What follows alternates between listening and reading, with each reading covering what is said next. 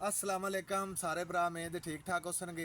अच्छा मेरा वीर वीडियो तो नहीं करनी, छोटा जा हुकूमत पंजाब नूं मैसेज देना है, अपील करनी है हथ बन के भी ਜਿਹੜੇ ਜਿਹੜੇ ਇਲਾਕਿਆਂ ਸਾਡੇ ਪਾਕਿਸਤਾਨ ਦੇ ਵਿੱਚ ਸਲਾਬ ਆਇਆ ਹੈ ਉਹਨਾਂ ਦੇ ਘਰ ਕਰਜ਼ੇ ਵਾਲੇ ਨੇ ਕਰਜ਼ਾ ਚਾਹ ਕੇ ਉਹਨਾਂ ਬਣਾਏ ਹੋਏ ਨੇ ਤੇ ਜਿਹੜੇ ਖਾਸ ਕਰ ਜਿਹੜੇ ਭਰਾਵਾਂ ਨੇ ਕਰਜ਼ਾ ਚਾਹ ਕੇ ਹਕੂਮਤ ਤੋਂ ਲੈ ਕੇ ਤੇ ਘਰ ਬਣਾਏ ਹੋਏ ਨੇ ਉਹਨਾਂ ਨੂੰ ਕਰਜ਼ਾ ਮਾਫ ਕੀਤਾ ਜਾਵੇ। ਹਕੂਮਤ ਨੂੰ ਵੀ ਇਹਦੇ ਚ ਅੱਲਾ ਅਜਰ ਦੇਸੀਗਾ ਤੇ अल्लाह वादा उला शरीक है किसी ते नेकी करिए ना तो अल्लाह बहुत अजर देंदा है। तो बाकी हुकूमत अच्छा काम साडी कर रही माशाअल्लाह। अल्लाह इंजी तरक्कियां जाफी रखे, इंजी उन्होंने नेक काम करने की तौफीक अदा फरमावे।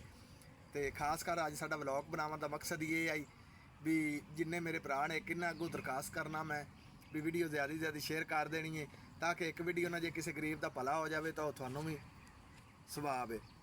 तो मेरा वीर जो ना खास कर मेरा दोबारा थोड़ा ये मैसेज वीडियो ज़्यादा से ज़्यादा शेयर करनी है ताकि हुकूमत तक पहुँच जाए।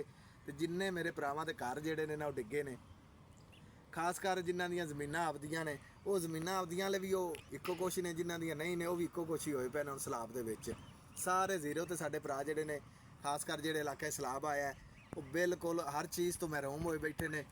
तो मेरा भी हुकूमत नूं चाहिदा है भी उन्हां दे घर जाके दहलीज ते जाके उन्हां दी सपोर्ट करे ताकि उन्होंने पूरी हर चीज़ तो चलो अल्लाह हौली हौली बना दे सी उन्होंने, लेकिन इन्हों के जावन नाल होरां लोकां नूं भी बड़ी सपोर्ट मिल सीगी, गरीबां नूं भी आसरा हो जासी भी चलो साडे जिहड़े ने वारिस ने हुकूमत है जिहड़ी साडी साडे कोल चल के आई है।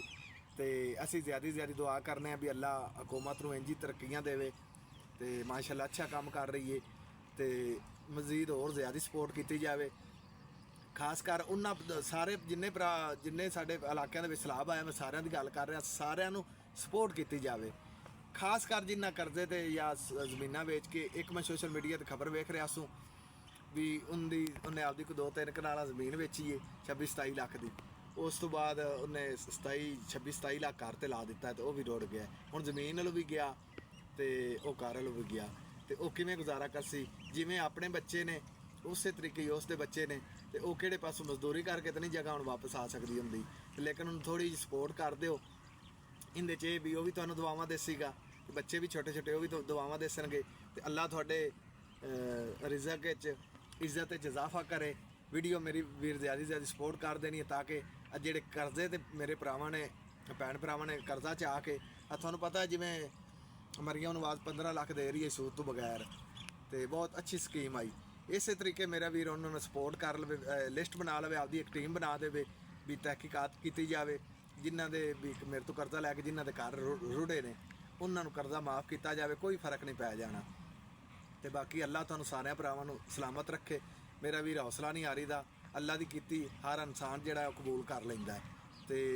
तो दोबारा मेरी सारे भरावां अगे फिर अपील है भी हुकूमत तक वीडियो मेरी पहुँचनी चाहिए है ताकि जिहड़े मेरे भैन भरावां दे घर जिहड़े ने ज़ाया होए ने तो वह दोबारा उस जगह ते घर आपदे बना सकें।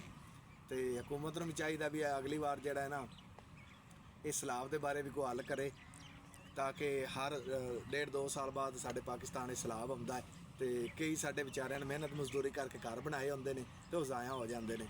अज तुहानूं पता एक चुल्हा नहीं बनता, ठीक है पंजाबी च मैं गल कर रहा भी अज घर की जी आंडी नहीं पूरी होंदी तो घर बेचारिਆਂ ने कित्थों बनाने ने। मैं मेरी वीडियो हुकूमत तक मेरे भरा पहुँचा सनगे तो मरियम नवाज जी इस गल का एक्शन लै सीगी तो मेरे जिन्ने भी माड़े भैन भरावां दे घर आए हुए ने वो दोबारा बन जावें। तो पाक फौज जिंदाबाद, हुकूमत जिंदाबाद। अल्लाह हाफिज़।